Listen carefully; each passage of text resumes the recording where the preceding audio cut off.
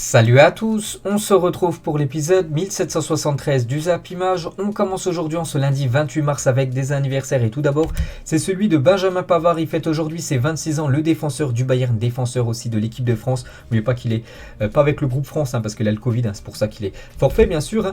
Donc on peut le voir en train d'embrasser la Coupe du Monde. Il a été très important lors de ses dernières Coupes du Monde. On se souvient tous de son magnifique but. En plus ça a été le plus beau but de la Coupe du Monde.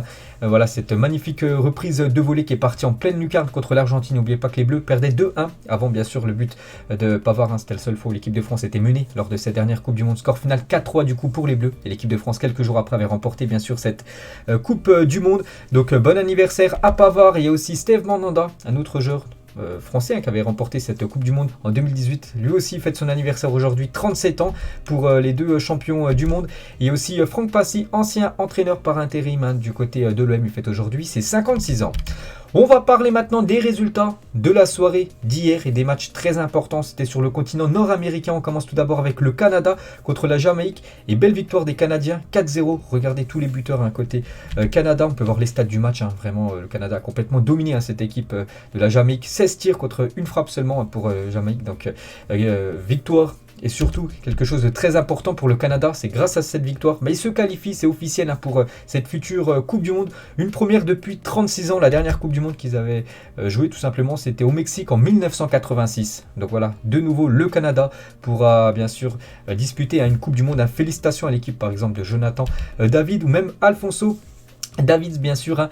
Donc vous savez qu'actuellement il a des problèmes de santé qu'on va parler juste après. Donc il ne pouvait pas jouer tout simplement. Voilà, ces matchs avec le Canada, mais il était bien sûr chez lui. Il a fait un live sur la plateforme Twitch avec bien sûr un live du match.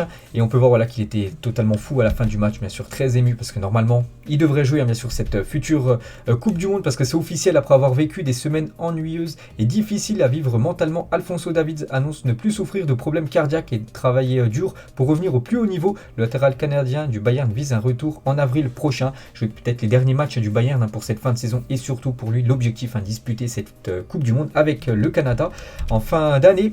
On va parler des États-Unis aussi qui jouaient contre, je crois que c'est l'équipe du Panama, et belle victoire des Américains 5-1 dans le match.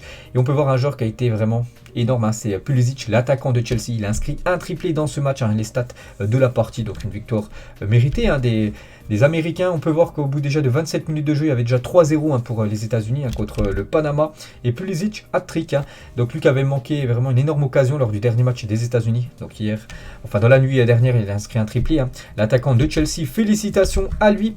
Et les États-Unis réservera leur place tout simplement à la Coupe du Monde mercredi. Donc lors du dernier match, il reste encore un match pour les États-Unis, à moins qu'elle ne perde contre le Costa Rica par 6 buts. Donc même s'il y a défaite lors du dernier match contre le Costa Rica, même 5-0, ils seront quand même en Coupe du Monde, à part s'ils perdent 6-0 contre le Costa Rica, là ils seraient potentiellement en barrage. Donc voilà, c'est une question de temps en gros pour que les États-Unis soient eux aussi officiellement présents dans cette future Coupe du Monde. Belle victoire aussi du Mexique du côté du Honduras, 1-0 pour les Mexicains. Alvarez, l'unique buteur du match, je crois que c'est un défenseur qui joue du côté de l'Ajax Amsterdam. On peut voir les stats de la partie, on peut voir que le Mexique a dominé complètement cette rencontre. Et il y avait aussi le Costa Rica, belle victoire du côté du El Salvador. Donc une victoire de 1 pour l'équipe de Keylor Navas. On peut voir les stats de la partie. On peut voir du coup tous les matchs de la soirée d'hier les gars. Donc le classement très important. Donc du coup le Canada, je dis c'est officiel. N'oubliez pas, c'est les 3 premiers qui se qualifient directement. Voilà pour cette future Coupe du Monde. Donc il ne reste plus qu'un match, donc 3 points à donner. Donc voilà, le Canada c'est officiel. Les États-Unis et Mexique très bien partis. Costa Rica au minimum sera en barrage. Donc on peut voir qu'il y a 3 points d'écart entre les États-Unis, Mexique et l'équipe du Costa Rica. Donc on peut voir la dernière journée, il y a quand même un Costa Rica États-Unis. C'est pour ça que j'ai dit que les deux s'affrontaient. Donc les États-Unis, comme je dis, il ne faut pas qu'ils perdent avec plus de 6 buts d'écart contre le Costa Rica. Donc ça devrait être Canada, États-Unis, Mexique à la prochaine Coupe du Monde, et le Costa Rica devrait jouer un match de barrage pour se qualifier bien sûr pour cette future Coupe du Monde au Qatar. Et du coup on rajoute le Canada dans les équipes qualifiées. Voilà, toutes ces équipes c'est officiel seront au Qatar en fin d'année. Donc il reste encore quelques places, donc ça sera décidé là dans les prochains jours. N'oubliez pas que demain il y a les matchs de barrage, on va dire dans la zone Europe aussi, zone Afrique. Donc voilà, on connaîtra bien sûr tous les qualifiés demain. N'oubliez pas que le tirage au sort pour les phases de poule de la Coupe du Monde, c'est jeudi. On va parler de quelques matchs aussi qui avaient lieu ce week-end, les gars. C'était des matchs amicaux et on commence tout d'abord avec cette rencontre en Angleterre contre l'équipe suisse. Donc deux équipes qualifiées, bien sûr, pour la future Coupe du Monde. Et c'est les Anglais qui se sont imposés 2-1 contre les Suisses. Donc Mbolo, Shaw et Harry Kane sur penalty buteur dans ce match. L'Angleterre s'impose en amical face à la Suisse. Donc le prochain match pour les Anglais, ça sera contre la Côte d'Ivoire que l'équipe de France a battu là, il y a quelques jours. On peut voir les stats du match, c'est quasiment du kiff-kiff. 50-50% de possession de balle, 11 tirs pour les deux. Il y a juste une frappe cadrée de plus pour les Anglais que les Suisses. Donc voilà, ça a pu tourner en faveur des Suisses. Du coup, ça a tourné en faveur des Anglais. Et Harry Kane de nouveau. Buteur, hein. Donc buteur aujourd'hui, Harry Kane rejoint Bobby Charlton, comptant 49 buts inscrits avec la sélection anglaise. Le joueur des Spurs est à 4 unités de rejoindre le meilleur buteur de l'histoire, hein, tout simplement, de la sélection anglaise. Wayne Rooney, ça me fait penser un petit peu à Giroud avec Thierry Henry. Giroud aussi à 4 buts de revenir sur Thierry Henry. Donc c'est la même chose du côté de l'Angleterre avec Harry Kane sur Wayne Rooney. Et on peut voir que Jude Bellingham a du succès en tribune. Donc, par exemple, supportrice a mis est-ce que tu peux m'offrir ton maillot en fin de match, bien sûr. Il a pas mal de supporters. Hein. Jude Bellingham, bon, il n'a pas joué beaucoup. Il a joué seulement les 12 dernières minutes de cette rencontre. Et côté suisse, les gars, cette banderole de supporters suisses chambre fort par rapport, bien sûr, à l'Italie. Hein. N'oubliez pas que l'Italie et la Suisse étaient dans le même groupe de qualification pour la Coupe du Monde. Du coup, la Suisse a terminé en première position. Donc, du coup, qualifié directement pour cette future Coupe du Monde. On a su que l'Italie s'est inclinée contre la Macédoine, on parlera tout à l'heure. Et du coup, regardez cette banderole. Hein. Donc, si on recherche bien sûr Italie Coupe du Monde 2022, maintenant voilà, c'est une erreur bien sûr, vu qu'ils ne participeront pas à cette Coupe du Monde, les Italiens. On va parler d'un autre match amical, c'est entre l'Espagne et l'Albanie. Belle victoire des Espagnols 2-1. Il y a eu beaucoup de 2-1, hein, la France, l'Angleterre, l'Espagne ils sont imposés 2-1. Donc les deux buteurs, les gars. Donc déjà, on peut voir les stats du match. Hein. Bien sûr, beaucoup de possession de balle pour les Espagnols. Hein. Quasiment 3 fois sur 4, c'est eux qui avaient le ballon. Hein. 76% de possession de balle. Donc les deux buteurs, c'est Ferran Torres et Dani Olmo. Magnifique but de Dani Olmo à la 89e minute de jeu. Donc un but en pleine lucarne. Ça me fait penser au but de Karim Benzema contre l'Espagne lors de la Ligue des Nations. C'est à peu près le même but, mais un peu plus près. Vraiment très beau but. Hein. Du joueur espagnol. Et pour revenir sur Ferran Torres, donc il est le meilleur buteur de l'Espagne de Luis Enrique avec 12 buts en 23 sélections pour le joueur du FC Barcelone. Il est également impliqué sur 12 buts sur 14 matchs en 2022, 7 buts et 5 passes décisives. Félicitations bien sûr à lui. Pedri, le nouveau numéro 10 de l'Espagne. Je vous avais dit que maintenant il hérite du numéro 10 du côté de la sélection espagnole. Félicitations à lui. On peut voir des autres blaugrana comme Eric Garcia, le numéro 3, ou même Gavi, le numéro 9 de cette sélection espagnole. Et le capitaine, les gars, lors de ce match contre l'Albanie, c'est Alvaro Morata. On peut voir que le 11 de départ, c'est quand même une énorme team. C'est vrai que l'Espagne, les gars, équipe favorite quand même pour remporter cette Coupe du Monde. Je pense qu'ils peuvent aller très très loin, les Espagnols. Il y avait aussi l'Allemagne qui jouait ce week-end contre l'Israël. Belle victoire des Allemands, 2-0 dans ce match. On peut voir les stats de la partie. Donc là aussi, domination totale des Allemands, belle victoire pour eux. Et les deux buteurs, c'est Kai Havertz et Timo Werner. Félicitations aux deux. Et on va parler de Timo Werner en conférence de presse à la fin du match. Lui qui joue très très peu du côté de Chelsea. Donc quand il rejoint la Mannschaft, il joue un peu plus. Donc tant mieux pour lui. Il y a deux styles de jeu différents entre Chelsea et ici. Peut-être que celui avec l'équipe nationale est celui qui me va le mieux. Bon voilà, il préfère bien sûr jouer avec l'Allemagne. Il est très content quand il y a des trêves internationales comme ça. Il a un peu de temps de jeu. Et la même chose les gars pour Julian Draxler. Donc il a joué quand même 90 minutes. Je suis heureux d'avoir joué 90 minutes pour la première fois depuis longtemps. Je suis convaincu d'avoir la qualité pour l'équipe. Ma situation au club n'est pas simple. Je manque de rythme. J'ai besoin de jouer plus en vue de la Coupe du Monde. Nous verrons ce qu'il se passera cet été. Donc du côté du PSG, il joue très très peu. Il dit en gros qu'il y a de fortes chances qu'il quitte cette équipe du Paris Saint-Germain pour avoir du temps de jeu pour pouvoir disputer cette future Coupe du Monde. Parce que s'il reste du côté de Paris, c'est pas sûr que Hansi Flick l'appelle pour jouer cette future Coupe du Monde. Et concernant Hansi Flick, les gars, donc il a rejoint l'équipe de l'Allemagne, ça fait quasiment un an, et on peut voir qu'il a joué 8 matchs et 8 victoires pour la Mannschaft de Hansi Flick. Félicitations à lui, regardez en plus avec des grosses victoires, joue un 9-0, joue un 6-0, même 2 fois un 4-0. Donc félicitations à Hansi Flick, bien sûr, qui fait les beaux jours maintenant de la Mannschaft. Il y avait aussi l'Irlande contre la Belgique. La Belgique, une équipe vraiment remaniée. Donc 2 partants entre ces deux équipes. La Belgique tenue en échec par l'Irlande en amical. On peut voir les stats du match là aussi, c'est quasiment du kiff-kiff. En termes de tir, tout ça. Donc voilà, score match nul plutôt logique. Et Thierry Henry, actuellement adjoint de Roberto Martinez, s'est fait copieusement siffler lors du match amical entre l'Irlande et la Belgique par rapport à la main. Vous vous souvenez, lors des barrages pour l'équipe de France pour accéder à la Coupe du Monde 2010, c'était contre l'Irlande. Donc bien sûr, il avait fait une magnifique, c'est pas une magnifique, mais bon, une main qui avait permis aux Bleus de marquer juste après. Bien sûr, en Irlande, ça passe toujours pas. Et il y avait aussi les Pays-Bas contre le Danemark, un match avec beaucoup de buts, 6 buts dans la rencontre, et c'est les Pays-Bas qui se sont imposés 4-2 contre les Danois. On peut voir les buteurs, les gars, et on peut voir un nom qui est écrit en majuscule, c'est Eriksen qu'on parlera juste après, buteur avec le Danemark, ça fait plaisir. Donc tout d'abord les stats du match, donc domination et victoire plutôt logique des Hollandais, et on va parler de Memphis Depay, buteur contre le Danemark, donc aucun joueur européen n'a inscrit plus de buts avec sa sélection que Memphis Depay depuis septembre 2020. Le Barcelonais a déjà inscrit 20 buts avec l'équipe hollandaise depuis septembre 2020. Personne ne fait mieux actuellement en Europe. Félicitations à lui.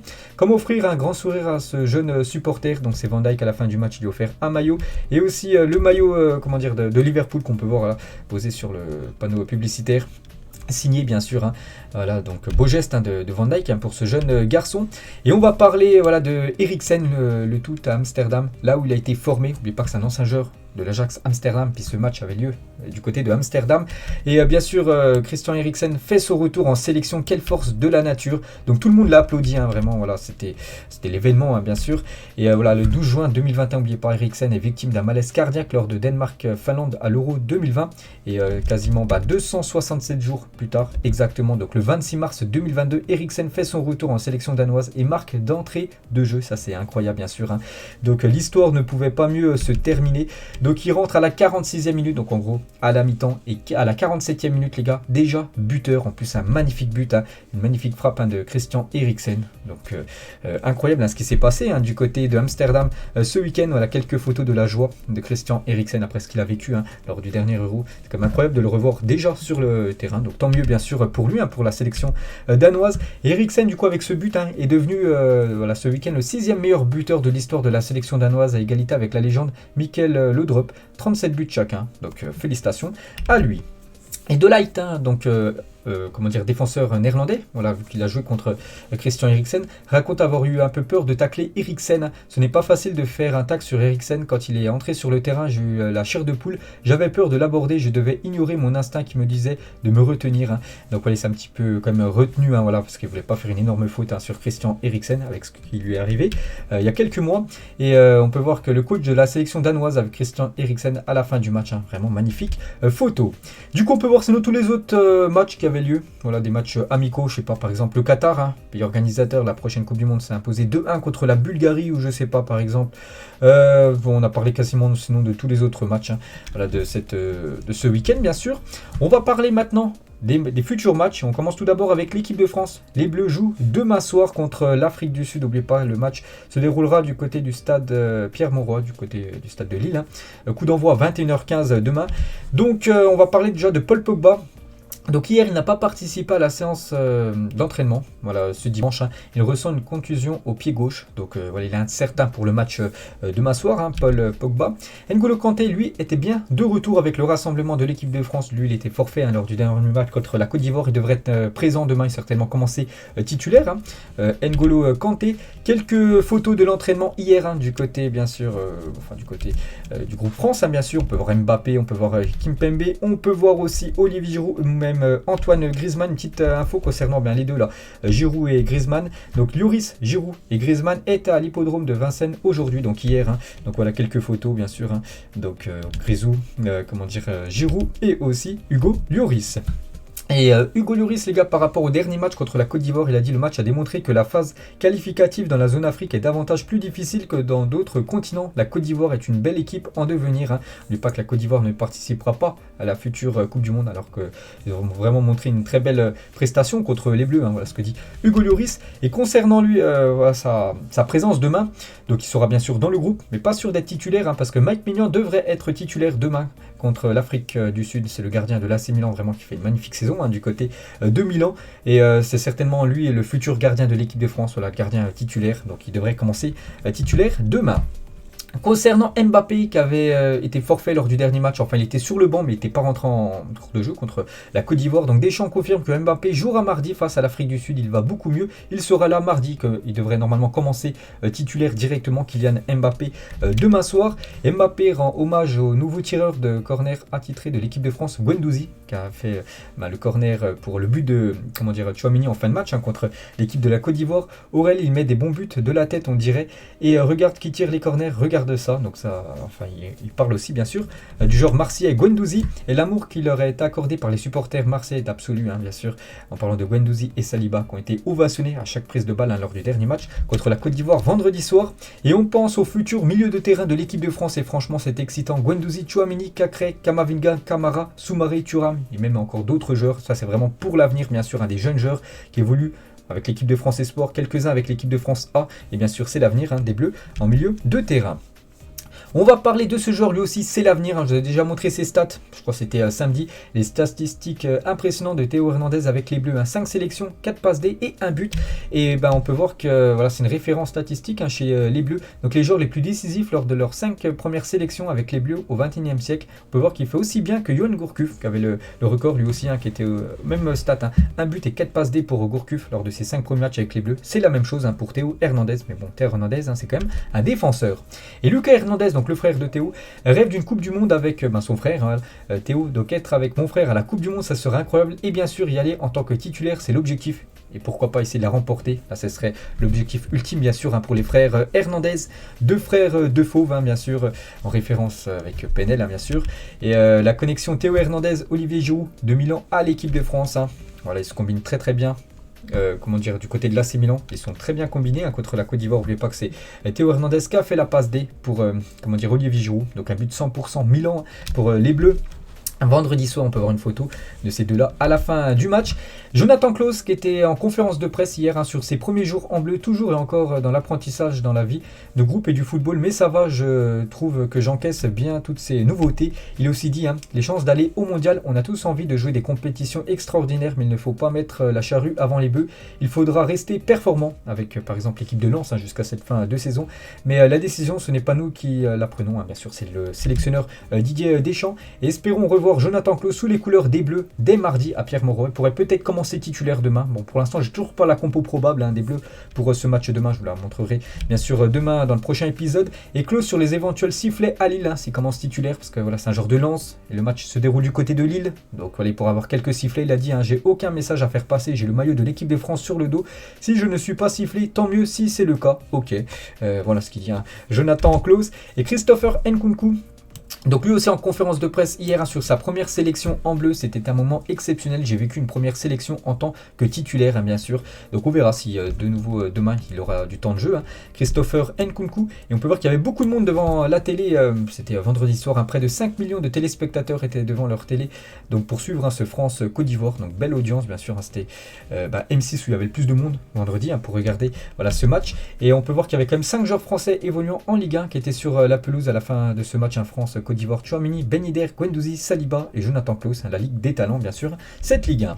On va parler de l'équipe de France Espoir qui joue elle ce soir, donc un match pour se qualifier pour le futur Euro, et les Français très bien partis, voilà, je crois qu'ils ont beaucoup de points d'avance sur l'Ukraine actuellement deuxième, et nos Espoirs affrontent l'Irlande du Nord ce lundi, ce soir là 20h45 à Calais, on parlera bien sûr du résultat demain, et un gros coup dur pour dire l'équipe de France Espoir, et surtout pour ce joueur, joueur du Bayer Leverkusen, c'est la pépite Amin Adli, fin de saison pour lui, victime d'une déchirure des ligaments à la cuisse gauche, donc il devrait être forfait jusqu'à la fin de la saison, donc bon rétablissement à lui, va beaucoup manquer à son équipe du Bayer Leverkusen.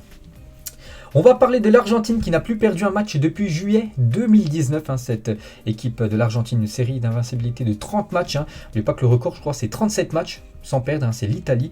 Et voilà, ils sont à 30 matchs, l'Argentine. Donc voilà, actuellement, ils sont impressionnants. Et on peut voir voilà, tous les matchs qu'ils ont joués. Donc c'est vrai qu'il y a quand même des grosses teams. Je peux voir le Brésil.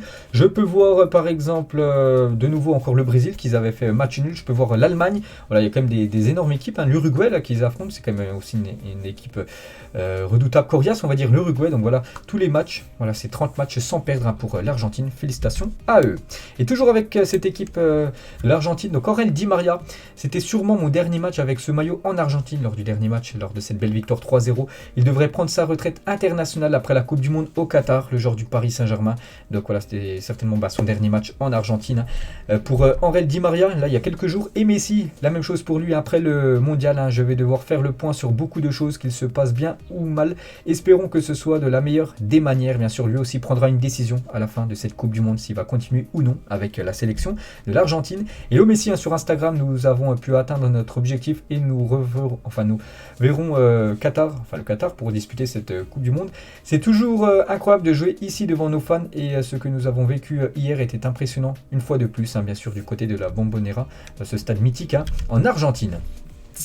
On va parler d'un futur adversaire de l'Argentine. N'oubliez pas que le 1er juin prochain, il y a l'Argentine contre l'Italie, donc vainqueur de l'Euro contre le vainqueur de la Copa América. Et l'Italie qui s'est fait battre contre la Macédoine il y a quelques jours, c'était jeudi soir. Donc l'état du vestiaire de la sélection italienne après son match face à la Macédoine. Donc on peut voir que ça a été filmé et regardé. C'est vraiment, il n'y a aucune propreté, ils n'ont rien rangé, ils ont tout laissé en vrac par terre. Donc voilà, c'était petite photo les gars pour vous montrer. Ils n'ont rien rangé du tout. Et Marco Verratti ne jouera pas le match Italie-Turquie. Donc c'est un match en gros qui compte pour du beurre. Jugé fatigué par le staff italien, son sélectionneur a décidé de le laisser quitter le groupe et rentrer à Paris plus tôt que prévu pour Marco Verratti. Donc maintenant il va se concentrer à 100% sur le Paris Saint-Germain pour cette fin de saison, même si pour le PSG il n'y a plus beaucoup d'enjeux, il ne reste plus que la Ligue 1. Et Verratti l'a dit sur Instagram après cette élimination: lorsque vous gagnez, il est facile de remercier tout le monde. Je veux le faire aujourd'hui après une élimination qui nous prive de la compétition la plus belle, la plus excitante pour nous, joueurs, mais surtout pour tous les fans italiens du monde entier. Bien sûr, la Coupe du Monde, ça reste pour moi les gars, personnellement, le plus beau, la plus belle compétition au monde, devant la Ligue des Champions, devant tout, la Coupe du Monde. Et Marco Verratti est maudit, remontada en Ligue des Champions face au Barça en 2017 et élimination en barrage de la Coupe du Monde en 2017 contre la Suède. Remontada en Ligue des Champions face à Manchester United en 2019. Remontada en Ligue des Champions face au Real Madrid en 2022. Et là, quelques jours après, élimination en barrage de la Coupe du Monde face à la Macédoine en 2022. C'est ça qui vit d'énormes désillusions quand même, Marco Verratti. Et Arrigo Sacchi, donc ancien coach par exemple de l'AC Milan, de l'Atlético Madrid ou même de l'équipe italienne. Il a entraîné l'Italie de 91 à 96, il a dit ce qui s'est passé contre la Macédoine arrive depuis 10 ans à nos clubs. Personne n'a gagné en Europe depuis l'Inter de Mourinho. L'Euro a été une exception. On continue d'acheter des joueurs étrangers, même dans nos équipes de jeunes. Donc les secteurs de jeunes sont pleins de joueurs étrangers achetés comme des stocks de fruits et de légumes. Les clubs sont endettés et ne gagnent plus rien en Europe et personne ne dit rien. Le football italien est culturellement arriéré. Il a aussi dit le rythme de nos matchs en Serie A est ridicule. Essayez de regarder un match en Angleterre, Espagne ou Allemagne. Les joueurs vont beaucoup plus vite. Ils s'habituent dans leur pays au niveau européen. Les arbitres sifflent trop ici. Comment on peut jouer comme ça? Donc voilà les déclarations dures bien sûr de l'ancien sélectionneur italien. On revient un an jour pour jour en arrière et Cristiano Ronaldo marquait le but qualifiant le Portugal à la Coupe du Monde 2022 avant de se le voir refuser. Donc il n'y avait pas de VAR, pas de goal line technologie. Pourtant le ballon avait bien franchi la ligne. On peut voir la photo en bas à gauche. Du coup le Portugal, et désormais le Portugal doit passer par son deuxième tour de barrage pour se qualifier. Donc n'oubliez pas, le Portugal joue demain contre la Macédoine. En plus je crois que le match est à domicile pour les Portugais.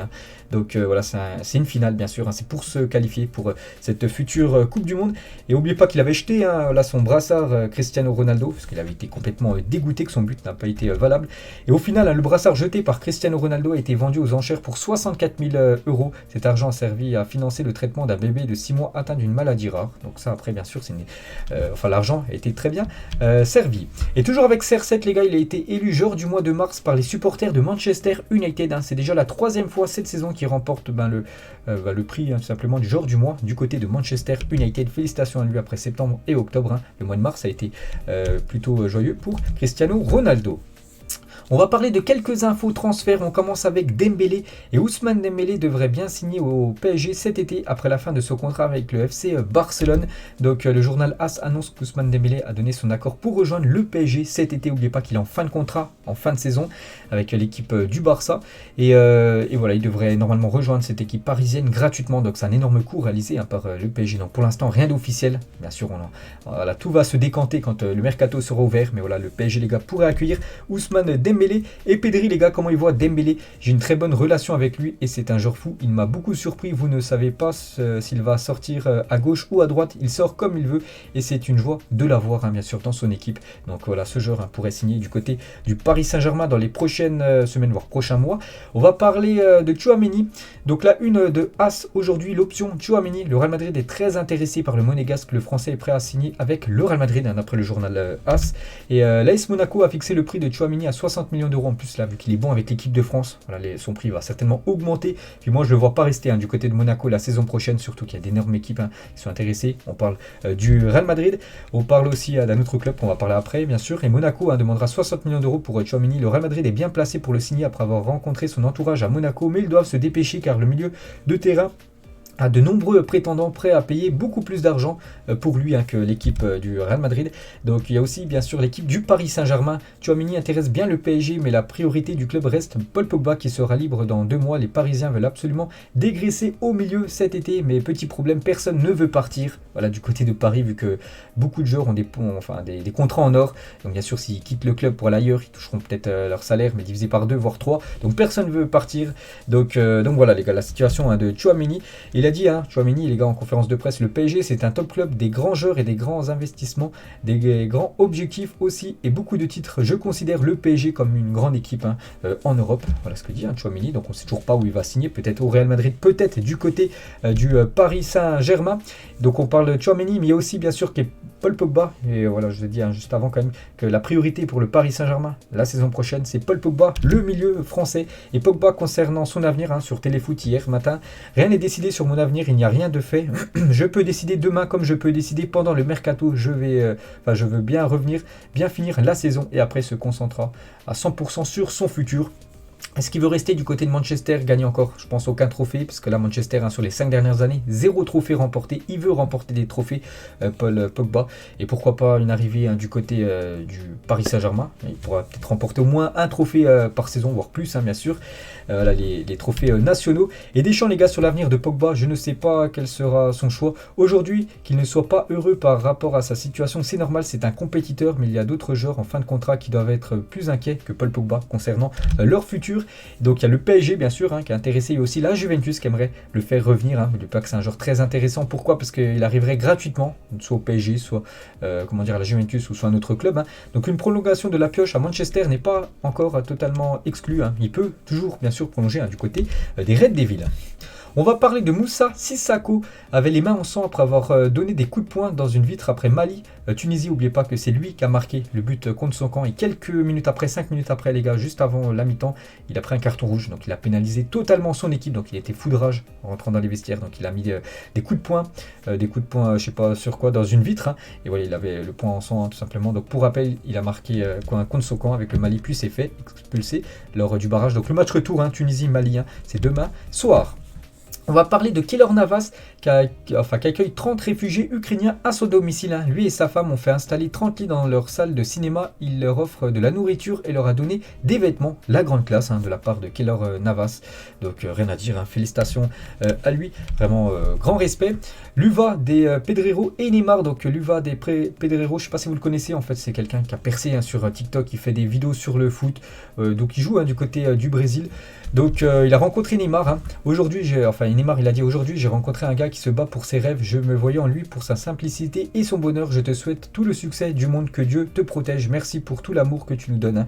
Donc voilà le beau message de Neymar envers ce jeune fan de football. Des nouvelles de Álvaro González qui est frustré de sa situation et a quitté Marseille depuis 10 jours. Parce que, un petit rappel les gars, González qui était titulaire indiscutable la saison dernière, cette saison il joue quasiment plus. Vraiment tout le temps sur le banc. Et du coup vraiment il en a marre de cette situation. Ça fait plus de 10 jours qu'il est du côté de l'Espagne.